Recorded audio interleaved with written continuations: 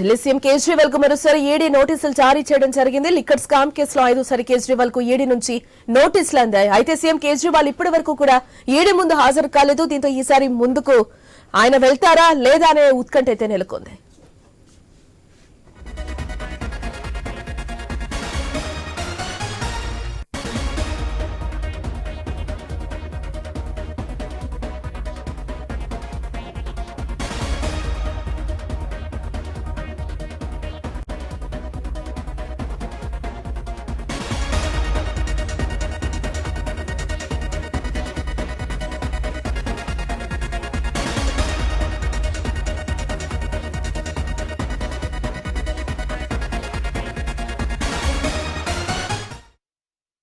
Delhi CM Kejriwal కు మరోసారి ED నోటీసులు జారీ చేయడం జరిగింది. లిక్కర్ స్కామ్స్ కేసులో 5సారి కేజ్రీవాల్ కి ఈడీ నుంచి నోటీసులు అందాయి. అయితే సీఎం కేజ్రీవాల్ ఇప్పటి వరకు కూడా ఈడీ ముందైతే హాజరు కాలేదు.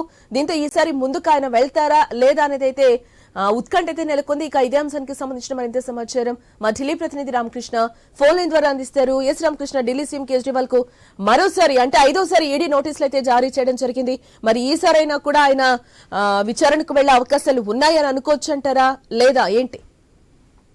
అయితే ఢిల్లీ ముఖ్యమంత్రి అరవింద్ కేజ్రీవాల్ ఈడీ నుంచి నోటీసులు అందాయి. మరి 5సారి నోటీసులు అందాయి. ఆయన మాత్రం కేజ్రీవాల్ హాజరయ్యే అవకాశాలు అయితే కనిపించడం లేదు. ఆయన ఈ వీధికి హాజరు కావాలనే సమాచారం అందుతుంది. ఎందుకంటే ఇది కేవలం కక్ష పూర్తిగా మాత్రమే చేస్తున్నారు. కేవలం తాను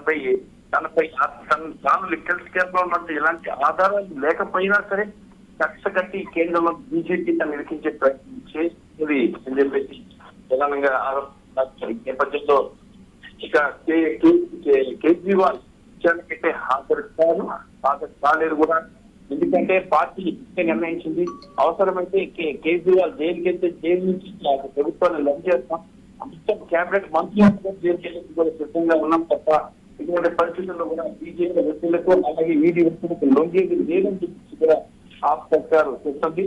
మరి ఇది చాలా పెద్ద అంశంగా అంశంగా మారే అవకాశం ఉంటుంది. ఎందుకంటే ఒక ముఖ్యమంత్రి అరెస్ట్ రాజ్యాంగం ప్రకారం ఆ ప్లేస్ కొత్త ముఖ్యమంత్రి రావాలి, పరిపాలన కొనసాగించాలి. కానీ ఇక్కడ మాత్రం కేజ్రీవాల్ ముఖ్యమంత్రిగా జైలు నుంచి పరిపాలన కొనసాగిస్తారని చెప్పేసి మంత్రులు వ్యాఖ్యానించినటువంటి ప్రభుత్వంలో కూడా ప్రభుత్వానికి కేంద్రాన్ని గుర్తించింది. మరి ఈ నేపథ్యంలో కేంద్రం కూడా న్యాయాన్ని వ్యక్తులు కల్పిస్తుంది.